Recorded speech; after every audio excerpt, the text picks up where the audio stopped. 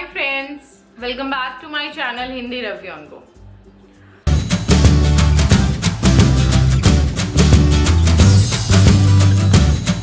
Friends, आप लोग सोच रहे होंगे कि मैं सेम ही ड्रेस में बैठी हूँ जिसमें मैं लास्ट टाइम बैठी थी। तो एक्चुअली मैंने ये वीडियो सेम डे ही शूट की थी जिस दिन मैंने लास्ट वीडियो शूट की थी। और उसका कारण ये है कि मैं एक साथ कोशिश करती हूँ एक या दो वीडियो शूट कर लूँ, बिकॉज मेरे पास छोटी बेबी है, छोटे बच्चा है मेरे पास एक, और मुझे बहुत कम टाइम मिलता है कि मैं वीडियो शूट करूं। तो मैं कोशिश करती हूँ एक दिन में 2 या 3 कर लूँ, पर 3 वीडियो स्ट्रेच नहीं कर पाती हूँ बिकॉज फिर वो भी बोर होने लगती है, उसको लगता है कि मैं क्या करूँ मम्मा।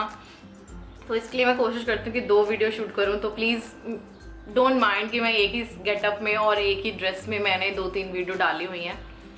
तो आज की जो वीडियो है फ्रेंड्स, वो वीडियो है एक बहुत ही इंपॉर्टेंट टॉपिक के ऊपर। वो टॉपिक ये है कि बहुत सारे लोग पूछते हैं कि हमारा मेकअप काला क्यों पड़ता है। तो चलिए फ्रेंड्स, आज हम बात करते हैं इसी टॉपिक पे कि हमारा मेकअप काला क्यों पड़ता है और उसको हमें कैसे बचाना है कि हमारा मेकअप ऑक्सीडाइज नहीं हो या काला ना पड़े।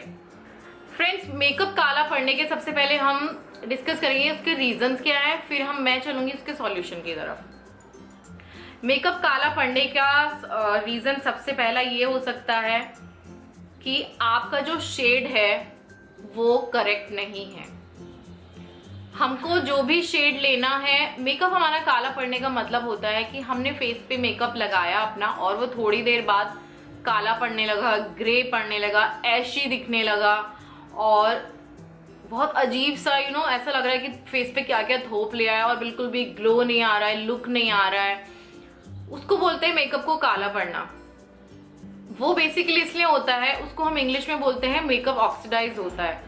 मेकअप ऑक्सीडाइज का मतलब ये होता है कि हम जो अपना फाउंडेशन यूज करते हैं या कॉम्पैक्ट यूज करते हैं या फिर ब्लश ऑन है फिर हाइलाइटर है, तो डियर जो भी सारे हमारे कॉस्मेटिक्स प्रोडक्ट्स होते हैं उनके कुछ पर्टिकुलर इंग्रेडिएंट्स होते हैं, उनके अंदर कुछ ऑयल्स होते हैं। जैसे फाउंडेशन के अंदर कुछ ऑयल्स होते हैं, मिनरल्स होते हैं। तो किसी किसी की स्किन ही ऐसी होती है जिसपे उनका मेकअप लगाते ही वो हमारे स्किन के अंदर जो हमारा खुद का फेशियल ऑयल होता है हमारे पोर्स में, हमारे स्किन में, वो जो उनसे मैच होता है मेकअप, जब उसमें मिक्स हो जाता है और वो जो हमारे मेकअप के इंग्रेडिएंट्स हैं और जो हमारा जो फेस का ऑयल है, ओरिजिनल हमारा जो स्किन का ऑयल है, वो जब एक साथ कुछ केमिकल उसमें रिएक्शन होती है और मेकअप ऑक्सीडाइज हो जाता है, यानी कि काला पड़ जाता है। कुछ मेकअप ऐसे हैं जो हमें पता नहीं है, कुछ ब्रांड्स ऐसी हैं जो बहुत सारे लोग बोलते हैं कि वो हमें लगाने के बाद ऑक्सीडाइज होती है। मैं पर्सनली बताती हूँ कि मेरा जो फेस है, मेरे फेस पे जो मेबलिन का फिट मी फाउंडेशन है वो ऑक्सीडाइज हो जाता है।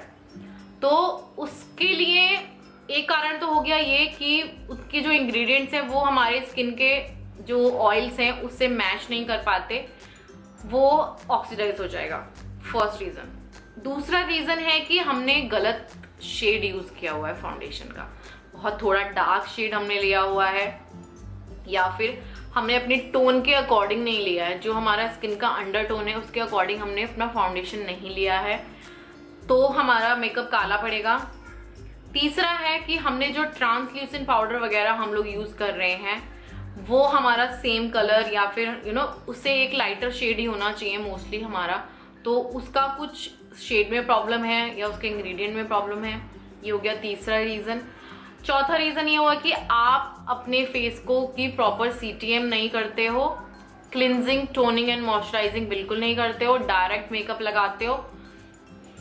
तब होता है आपने डायरेक्ट प्राइमर लगाया और मेकअप कर लिया, CTM तो किया ही नहीं। उससे क्या होता है, CTM इज बेसिकली जो भी ऑलरेडी डेड सेल है हमारी या फिर हमारे स्किन पे कोई भी डर्ट है ऑलरेडी पहले से लगी हुई है, तो वो रिमूव हो गई। टोनिंग से हमारे जो पोर्स हैं वो हमारे क्लोज हो गए एंड उससे हमारा फेस रिफ्रेश हुआ और जो ऑयल है वो जो हमारे पोर्स में था वो अंदर चला गया, निकल गया, तो वो हमारा मेकअप के बहुत कम चांसेस हो जाएंगे कि वो ब्लैक पड़ेगा या ऑक्सीडाइज होगा। और क्या हो सकता है कारण कि हमने CTM तो किया लेकिन प्राइमर स्किप कर दिया।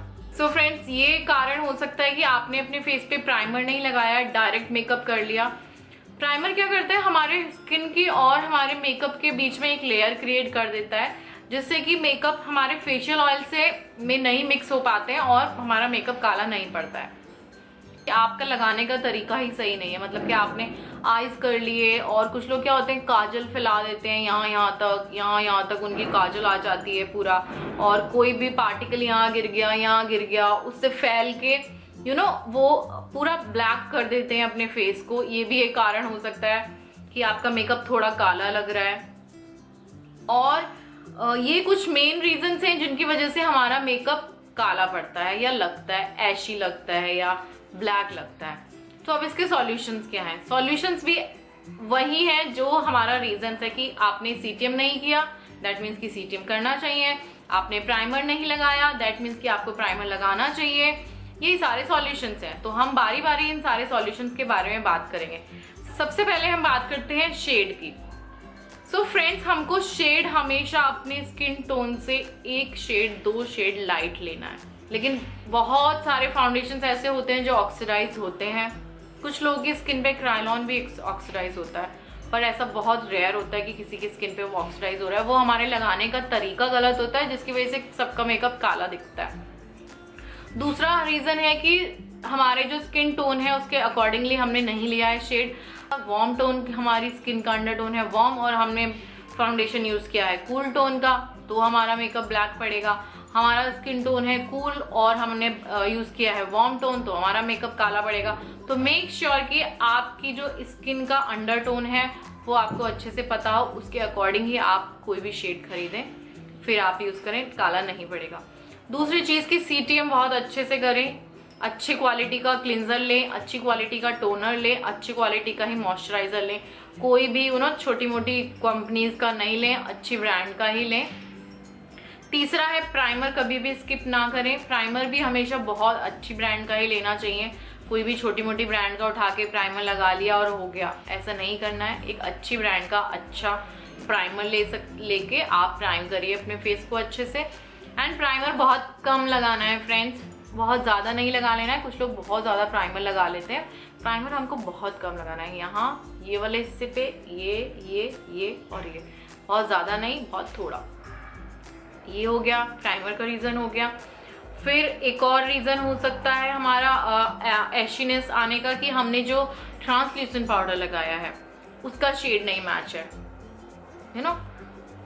बहुत लाइटर है, बहुत पिंकिश टोन में हो गया, कोई पिंकिश टोन हो गया, उससे हमारे शेड से बहुत लाइट हमने ट्रांसल्यूसेंट पाउडर लगा लिया है, या फिर बहुत डार्क हमने ट्रांसल्यूसेंट पाउडर लगा लिया है, या फिर उसका अंडरटोन नहीं देखा है हमने, फिर हमने पाउडर लगा लिया है, तो उसकी वजह से भी हमारा मेकअप ब्लैक पड़ सकता है।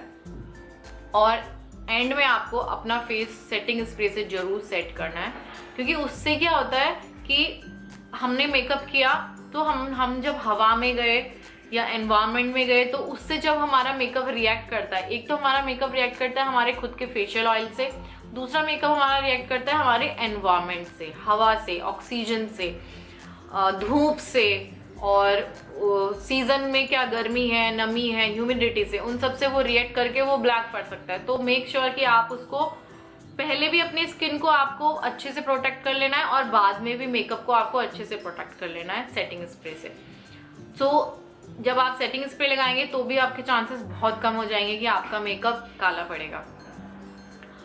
तो फ्रेंड्स, ये तो थी मेरे आज की वीडियो कि हमारा मेकअप क्यों काला पड़ता है और उसके सॉल्यूशंस। इसके अलावा कोई रीजन हो सकता है तो वो आपके खुद का कोई स्किन टाइप हो सकती है पर्टिकुलर, कि वो उस पर कोई भी मेकअप कर लो आप तो काला पड़ेगा ही पड़ेगा। ऐसे भी बहुत लोग होते हैं जिनकी स्किन में थोड़ा हमारा कुछ प्रॉब्लम होता है, हमारा जो फेस का सीबम होता है, जो हमारा फेशियल ऑयल होता है, उसमें कुछ हो सकता है कि हाँ नेचुरली है, आपका स्किन बहुत ज़्यादा सेंसिटिव है, बहुत सेंसिटिव है, तो भी आपका मेकअप काला पड़ सकता है।